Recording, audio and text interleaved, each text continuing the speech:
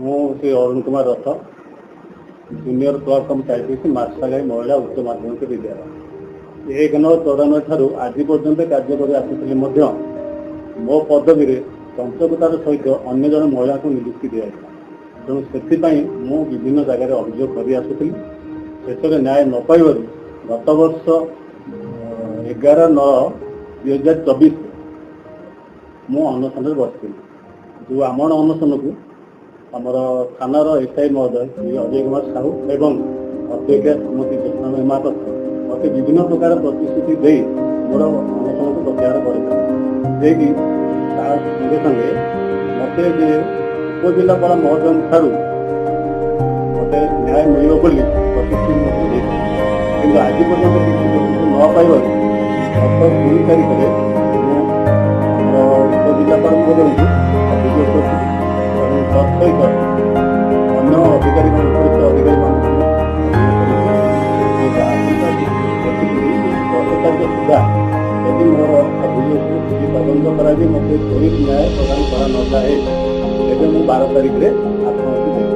ତେଣୁ 10 ତାରିଖ ବଢ଼ିଯାଇଛି, ଆଜି 11 ତାରିଖ ସନ୍ଧ୍ୟା ମଧ୍ୟ ଦେଇଛି। ତେଣୁ ଆସନ୍ତାକାଲି ମୁଁ ଆତ୍ମହତ୍ୟା ଦେବା ପାଇଁ ନିଷ୍ପତ୍ତି ନେଇସାରିଛି ଏବଂ ନିର୍ଣ୍ଣୟ ନେଇସାରିଛି ଏବଂ ମୋ ପରିବାରର କ୍ଷତିପୂରଣ ପାଇଁ ମୋତେ ଦାୟୀ କରିଛି।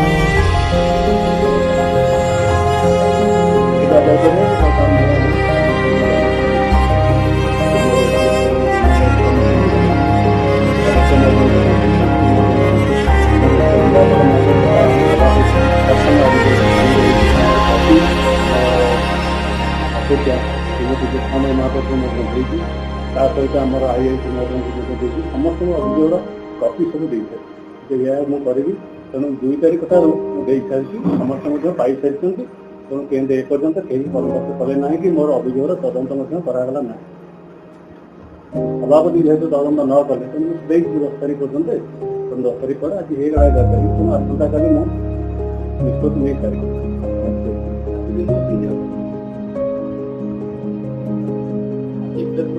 ଫେସବୁକ୍ର ଆଭିମୁଖ୍ୟ ହେଉଛି ଯେ ମୁଁ ଯେଉଁମାନଙ୍କୁ ଦାୟୀ କରିଛି ଯେ ମୋର ମୃତ୍ୟୁ ସହିତ ପରିବାରର କ୍ଷତିପୂରଣ ପାଇଁ ଯେଉଁମାନେ ଦାୟୀ ରହିବେ ମୁଁ ସମସ୍ତଙ୍କ ନାମ ଉଲ୍ଲେଖ କରି ଅଭିଯୋଗ ପତ୍ର ଦେଇସାରିଛି। ତେଣୁ ଯେହେତୁ ଏପର୍ଯ୍ୟନ୍ତ କିଛି ହେଉନି ତେଣୁ ଆସନ୍ତାକାଲି ଆତ୍ମହତ୍ୟା ଦେବି ଏବଂ ସେମାନେ ହିଁ ମୋର ଦାୟୀ ରହିବେ। ମୋ ପରିବାର ଭରଣ ପୋଷଣ ସବୁ ପ୍ରକାର ଯାହା ସେମାନେ ହିଁ କରିବାକୁ ବାଧ୍ୟ ହେବେ। ତେଣୁ ମୁଁ ଆଜିର ପ୍ରେସମିଟ୍ ସେଥିପାଇଁ ମୁଁ କରିଛି। ପ୍ରେସମିଟ୍ ମାଧ୍ୟମରେ ମୁଁ ସମସ୍ତଙ୍କୁ ଜଣାଇ ସାରିଛି ଏବଂ ଲେଖା ମଧ୍ୟ ମୁଁ ଦେଇ ସାରିଛି ଯେ ସେମାନେ ମୁଖ୍ୟତଃ ରହିଛନ୍ତି ତ ତେଣୁ ସେମାନଙ୍କର 5 ଜଣ ନାଁ ମଧ୍ୟ ମୁଁ ଲେଖିଛି।